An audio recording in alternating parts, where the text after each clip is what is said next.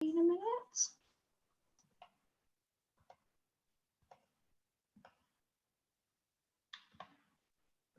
Oh, it's not letting me share for some reason, Andy. Ah, perfect, I've got it, it's working now. Thank you. Okay. So, as I said, I'm Emma, I'm from Andover Mind, and I work as a wellbeing practitioner in all the surgeries in Basingstoke. So that does include Hook, Odium, Hartley Whitney, which comes under Hook, Chinham, all of those surgeries. So as I said, I thought I'd go for a little bit back today about what mental wellbeing is. And how we can sort of help improve that. So mental well-being is not necessarily mental health problems, but they both are linked to each other. So you can have a mental health problem and have good mental well-being, and the same that you can have an absence of mental health problems but poor mental well-being. So just as it says on the screen here, mental well-being is about your thoughts and feelings and how you can cope with the ups and downs of everyday life. So a little bit like resilience, really, how we manage to bounce back when we're faced with adversity, how things might be going wrong, and how we can manage those stresses. As I said previously, it's not necessarily the same as having a mental health problem, and both influence each other quite a lot. So as I said, you can have the absence of one but the presence of another. And the components of mental well-being are part of our thoughts, behaviours and actions. So how, depending on how we're feeling mentally, can then affect our behaviours and influence how we behave around others. Also our thought processes and patterns. So for example, you find in people who perhaps have a low level of mental well-being that they get stuck in quite negative thought patterns and tend to see things very black or white. So it's either good or it's bad, or it's going to be the worst case scenario or the best case scenario. And that is something that a type of therapy called cognitive behavioural therapy looks at. So how our thought patterns and processes that then feed into those behaviours and actions, and how we can challenge those. So that's a little bit about what mental well-being is. And as I said, that there's different ways that good mental well-being looks like. So someone with a good mental well-being will often feel confident in themselves, so feel good about what they do, be able to build and maintain positive relationships. So, for example, have a good set of friends, a good support network around them of people they can talk to if they do feel things are going wrong. Also being able to maintain those relationships. So sometimes we find in people who have poor mental well-being, they can't maintain either family relationship or friend relationships.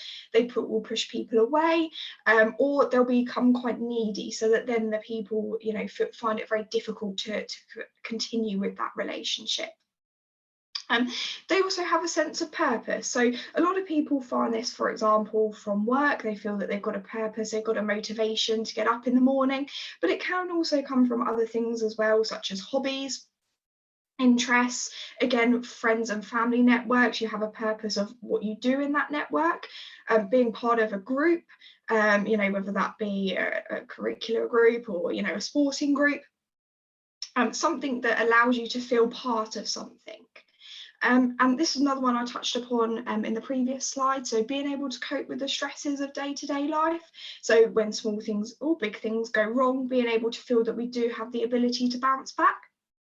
Now, that's not necessarily straight away. A lot of people think that to be mentally well, when something goes wrong, they almost need to be able to brush past it and move on very quickly. That's not necessarily true. It can be, for example, with a bereavement, we don't expect people 2 weeks later to be feeling absolutely fine. We know that that can take quite a bit of time.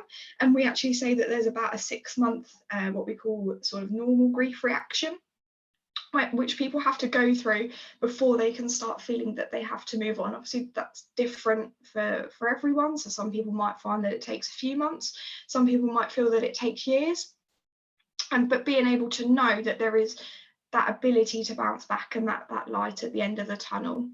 Now, another really big one is being able to manage when things change. So, for example, if you have quite poor mental well-being, when you have a change in routine or a change in structure or a change in role somewhere, you may not be able to manage That might cause a lot of feelings of anxiety, it might cause sort of panic attacks and things along those lines that then can really affect your mental well-being in the long run. So as you can see, it's quite important that we can maintain good mental well-being. Now, obviously, that ebbs and flows throughout sort of life. So some years you might find that you have really good mental well-being and you're able to manage quite easily and bounce back from things. And then there might be other times where you feel that, for example, there's loads of things that are going wrong or things are building up for you. And actually, you struggle with maintaining that good mental well-being, even if you're trying all of those things to manage. So it's really important that when we do feel that perhaps we're struggling a bit more with our mental well-being, we know sort of what we can put into place to try and help with that. And so there are sort of many ways that we can do that. So one of the big things at the moment, which is very much coming to the fore, is a practice called mindfulness. Now, I will ask at the end, but if anyone knows about mindfulness or has tried it, but it's basically the practice of being very present in the moment. So, quite easily we can get caught up in, okay, I've got this to do tomorrow, I've got this to do by the end of the week, or I must do this, or we get anxious about an event that's in the future.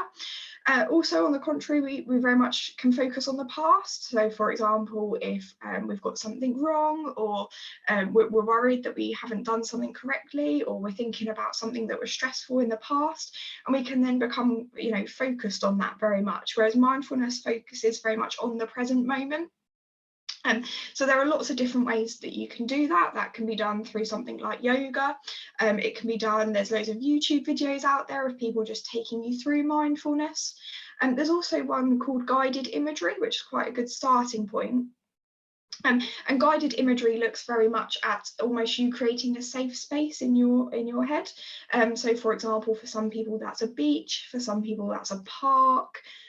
For some people that can be going to somewhere where they've been on holiday, or it can just be them imagining them back at home. So if they're out and about and they feel their anxiety come on, they can almost picture being back in, for example, their bed, and that can calm anxiety. So that's sort of the main practice that people use to begin with.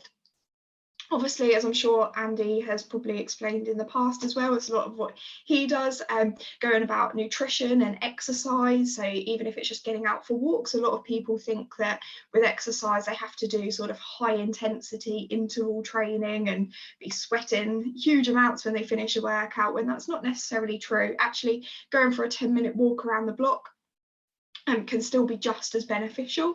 And the same with hydration, which I think is, we focus very much on nutrition and eating healthily, but quite often we forget that it's really important to be very, hydrated, to drink water.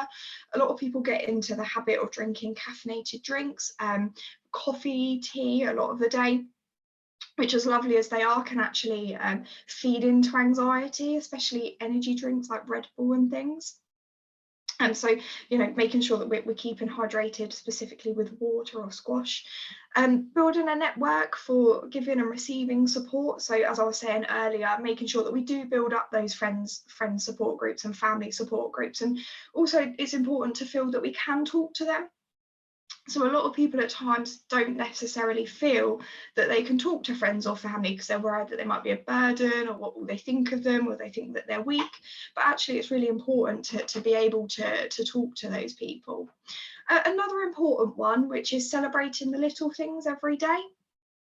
So quite a common one I get when people come to me is that they feel that they haven't really achieved anything, that, everything's going wrong, they're stuck in a rut, everything's very mundane, when actually, they're very much looking at it as, that they're not looking at it day by day, they're looking at the very bigger picture, which can become quite overwhelming. So what I encourage them to do is at the end of every day, just write 3 things that they think have gone well. And that doesn't have to be, huge things that, you've done or achieved. It can just be small things. So, for example, I managed to cook a meal from scratch, or I tried out a new recipe today, or I managed to get out for a walk for 10 minutes. Anything like that actually can be really big wins, especially when you're feeling low. And just being able to sort of refocus your mind to realise that, can be really beneficial. Other just basic sort of self-help tools and techniques as well is just, you know, making sure you make time for yourself. So that could be watching a film, running a bath or a shower, having a longer shower, playing with a pet if you have one, or trying out a new recipe. So just different things that might be able to stimulate your mind a little bit more. And now, obviously, another big thing at the moment with mental health in particular is apps and self-help tools. So we're very much trying to encourage people, whether they've got good mental well-being or not, to use these tools to go through sort of helping them manage when things are going wrong. So I've just listed a few of them here. I will go through them, but I'll also at the end ask if anyone wants a copy of this presentation, and because I have put the links on there, so if anyone wanted to give them a go, you can just click on the link and it will take you straight through. So as you can see, the first one is Sleepio. Now, Sleepio is a specific online program that involves cognitive behavioural therapy to look at your sleeping pattern. So that can be really beneficial, for example, if you're struggling with insomnia, if you're finding that you're getting into bed at night, but you're tossing and turning, you can't get off to sleep, or even if you're getting off to sleep okay, but then waking a lot throughout the night. That's a really good one to start. It's completely free of charge to people in this area, which is really, really good, because usually it's quite expensive. So all it will ask you to do is to go on and put in your postcode, or just the first half of your postcode even, and it will then go through the next steps with you, which includes making a sleep diary. It will go through with you any stresses that you might be experiencing during the day that might be affecting your sleep. And it then has a 6-stage process to go through over a number of weeks to try and help you get your sleep back on track. Another one that you might have heard of, because it's been quite big at the moment, is one called Headspace. Now that is a specific meditation and mindfulness app. Now you can download that to your smartphone as an app, and then you know, plug in your headphones or even listen to it out loud. And it has different meditation and mindfulness practices on there that go right from sort of 2 minutes up to sort of half an hour, 45 minutes. So I always say to people, really great if you're at work or something like that and you feel your anxiety building, you just want something quick, you can perhaps just put your headphones in quickly and listen to, or even I say to some people, you know, pop off to the bathroom with your phone and headphones and have a listen. The Calm app is very, very similar. So some people find that, for example, they don't get on with Headspace because they don't like the voice of the person or something like that, and so Calm is an alternative. Get Self-Help website is a really, really good one, if not one of the best ones on that list. So that is a specific CBT website with loads of free worksheets to go through some CBT techniques by yourself. So they have over 100 worksheets on there for all sorts of problems and also solutions that you can use. Specifically looking at thought challenging, challenging some of those negative thinking patterns, allowing you to identify triggers for yourself. And it also has some really good quick guides on how you might be feeling that can be useful to give to friends or family members if they're perhaps struggling to realise what you're going through. And then at the bottom there, we've got the Mind website guides, and those are really good, not necessarily for self-help, but just a bit more information about different things. So information about talking therapies, information about services that are offered in your local area, also information, for example, if you're taking a medication, a little bit about that. And so that's really good sort of for an information background. The bottom one, as I said, is Silver Cloud. Now that is available through an organisation called iTalk, which I will go into in a minute. And that is very similar to Sleepio. It's an online programme designed to help with mental health, and goes over a number of weeks, again, going through a bit of a diary of how you're feeling. And also going through, you know, little bits about what you can do to try and help yourself manage that. That again is completely free of charge through iTalk, and is a really good one to use. There are some people who feel that they need some support but really don't feel able to open up to a professional. So with Silver Cloud and Sleepio, for example, there's no sort of having to speak to someone over the phone or having to have therapeutic sessions. It almost gives you the tools and techniques without having to do that. So you can take it at your own time. Again, good for people who can't perhaps commit to weekly sessions at a particular time as well. You can do it as and when you want, and when you feel would work best for you. Now, obviously, these tools and techniques can be great, but sometimes they're needed as a bit more of a package. Which takes me on to my next slide, is for actually when you may need a bit more help. So there might be times where your mental well-being is suffering quite a bit, and that actually those apps and things, yeah, they'll help to a certain extent, but they won't sort of do the full job, and you might need a little bit more to go alongside that, you know, to have some further support to help you feel better. And that's sort of where we come in a little bit more. So as I was saying earlier, we have Andover Mind Wellbeing practitioners in GP surgeries. They offer 30-minute telephone appointments to discuss any issues or problems. No problem is too big or too small. Some people come and they say, you know, it's ridiculous, it feels too small to be able to talk to anyone about, but actually if it's affecting you and it's affecting your mental well-being, that's exactly what we're there for. What we can do in that 30-minute slot is we can listen to what you're going through, offer some generalised advice and signposting information. So we don't do sort of long-term counselling support. We're more there as a bit of a triage, as I was saying, that can then signpost on to organisations that may be able to offer that further longer-term support. So one of those, for example, would be iTalk. And iTalk are the NHS service in the area that offers cognitive behavioural therapy and counselling to people struggling with a variety of things such as anxiety, depression, low mood, OCD, panic attacks, insomnia, all along those lines. And they offer that in many different forms. So they do it through SilverCloud, they do the telephone support where you can speak to someone over the phone, they do wellbeing groups, and they also do one-to-one face-to-face support.